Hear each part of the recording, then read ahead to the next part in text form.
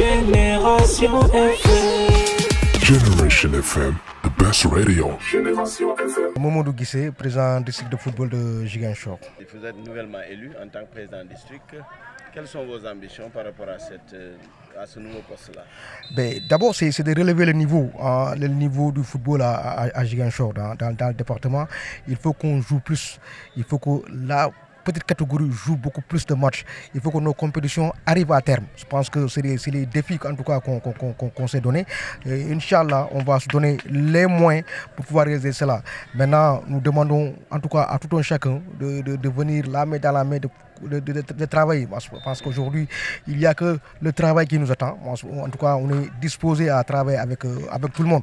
Voilà, et nous tendons la main à tout un chacun pour qu'on puisse en tout cas relever les défis.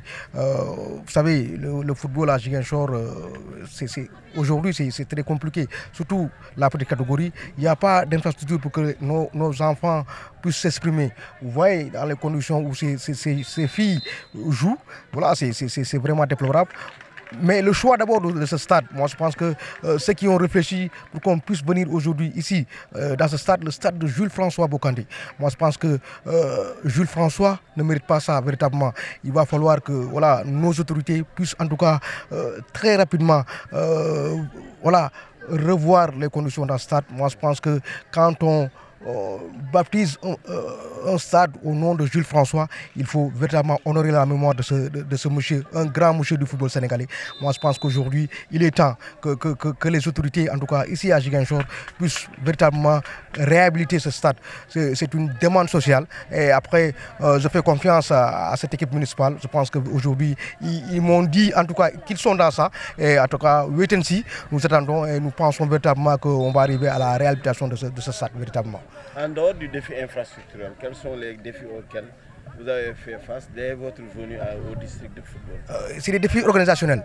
On avait véritablement un problème d'organisation dans ce district, mais aujourd'hui, en tout cas, on est en train de travailler là-dessus pour que les choses soient beaucoup plus fluides, véritablement. Et en tout cas, nous pensons, dès la saison prochaine, vous verrez beaucoup d'innovations qu'on va apporter au niveau du district. Il y aura beaucoup plus de matchs. Les garçons vont jouer. Après, voilà, au finish, nous allons évaluer. Mais je pense qu'aujourd'hui, il faut qu'on ait une très bonne organisation et que les garçons jouent.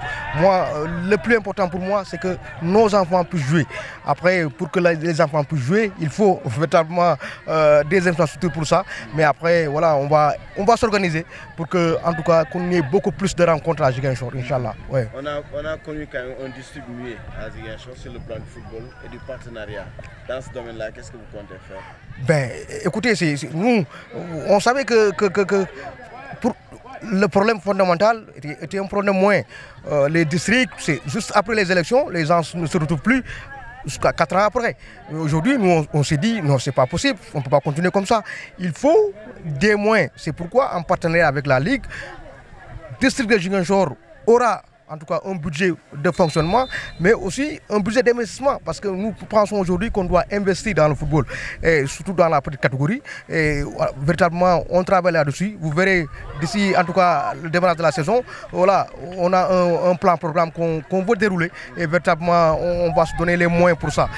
Nous pensons véritablement qu'on va y arriver, Inch'Allah, avec l'aide de tout un chacun, mais aussi avec le soutien du président Bakary Cissé, qui nous a tout de suite dit qu'il faut que les districts, en tout cas, voilà, s'investissent, fonctionnent, et je pense que nous sommes dans ça, nous sommes disposés à faire cela, et véritablement on pourra y arriver, Inch'Allah.